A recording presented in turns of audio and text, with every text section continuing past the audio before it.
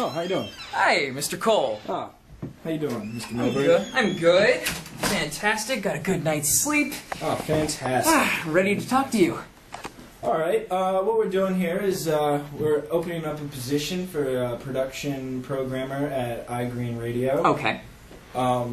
So, I'd just like to know, do you have experience in this type of field already? Yes, I do. I have a little bit of programming experience at WGMU. I was an on-air personality. I didn't have any positions of leadership there, but I am well aware of how on-air software works, how to broadcast, what works, what doesn't work. So I would say I have a good deal of experience in radio. That's good. That seems very useful for here at iGreen Radio. So you said you worked at WGMU last, right? Yes, I did. What did you like best and least about that job? I think what I liked best about it was the freedom. You know, it was my own show. Obviously, I could do whatever I want outside of cursing. You know, I think what I liked least about it, I don't know if there's anything I didn't like about it. I have a huge passion for radio, a huge passion for environmental issues. I think I would be a good person to oversee people who have similar passions as I do. No, that's very good, because we do have similar passions here at iGreen Radio. We are about conservation of the environment. Have you ever had to get a point across to different types of people? And if so, can you tell me how you managed to do that? Well, I also have a background in print journalism. Okay. Or I should say online journalism. I'm currently a freelance writer for the Annandale Patch.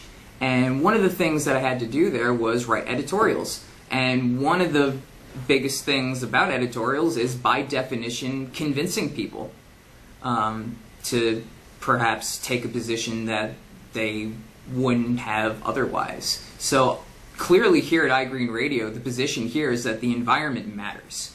And it's up to us to put on programming that tells people why things matter, why we need to reduce greenhouse gases, why people need to care about global warming, why people need to get on board with us. No, that's absolutely true. And are you good at working through different sorts of spectrums, the internet, television, radio, paper? Absolutely. I have a great deal of social media experience. I'm on Facebook, Twitter, MySpace, LinkedIn. I know how to produce for the web. I can write an article, I can produce a video, and I can advertise it. That's good. So, that is very good. That is exactly what we were looking for.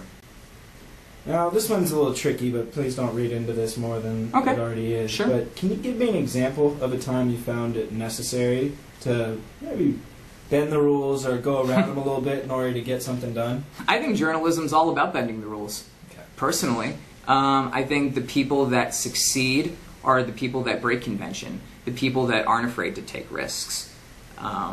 Specifically, I don't know if I can think of anything specifically I've done that is unconventional, but I'm certainly willing to try new things. Okay, that's good. That's real good. Here you'll probably be working with a couple people. Are you all right with working in groups? Absolutely. You know, in college, a great deal of our work was done in groups, so I was usually team leader in those little groups. So I know how to manage people. I was also an editor when I was at Annandale Patch, so I know how to get people together to create something for a deadline. That's good. Leadership's an important quality here, especially as the programming producer. Yes. Can you tell me, though, with a group, about a time that you had to get a group of people together and focus on a common goal and accomplish that? Absolutely.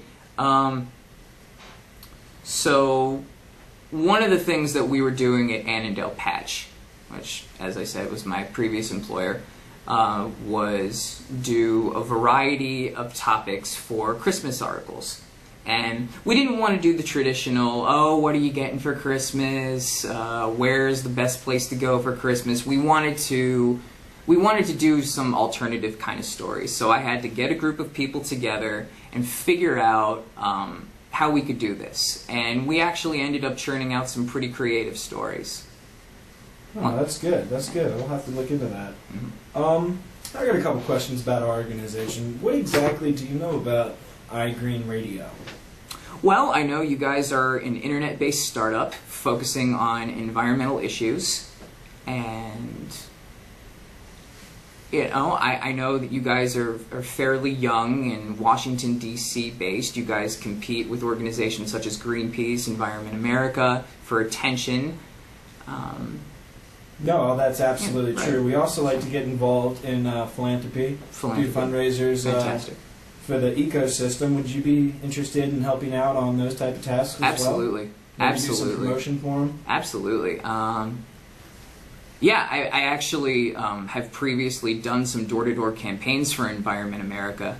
And one of the things I had to do in college was go door-to-door and get people to become members. So I'm actually pretty persuasive in that area. That's good. That would be something that we were looking for in a candidate as well. Just a few more questions here, if you don't mind. Sure. Why did you leave your last job, if you don't mind me asking? I didn't really see the opportunity to grow within the organization. I kind of saw myself being underused, in a sense. I feel like my potential is much higher than what it was at the Annandale Patch. I think at a place like this where there's more responsibility, more room to grow, I think that's the primary reason. Well, that's exactly it. There's a lot of responsibility here with this job. However, doing that, there is also a lot of room to grow. What kind of career goals do you have, and where would you like to see yourself 5 years from now? 5 years from now, I'd hopefully like to see myself still with iGreen Radio, having iGreen Radio produce the best quality programming, best quality environmental programming in the Washington, D.C. area, if not the entire country, and to continue to be the program director and keep looking for on-air talent. That sounds good. Sounds good. Just real quick, can you give me a rundown of what you think some of your strengths and some of your weaknesses are? I'm a solid worker. I always show up to work on time. I guess I'm stubborn, and in a way that's a good and a bad thing, because I want something done my way because I know it's the best, and I usually can get things done my way, but I also could stand to be more open to new ideas. Okay. Is there any way that you plan on overcoming some of these weaknesses? Well, I guess experience. I think experience solves everything. I'm fairly young. I think as I mature and grow within the position that I could naturally become more open to new ideas. That's good. That is good. Last question. You're proficient with Word, Access, yes, all those type things? Yes. And Microsoft Office certified. Microsoft Office certified. Oh, yes. And that's perfect. That's perfect. When would you be available to start at this position? Whenever you need me. Okay. I'm flexible hours. I can start immediately if you need me to. Okay. That sounds good. We're going to go ahead and look over your resume again and make sure that you're a good fit for this corporation, but okay. I'm thinking you are. So thank you. You'll probably be hearing back from us here very shortly. All right, thank you very much. Mr. Milberg, it was a pleasure. Same.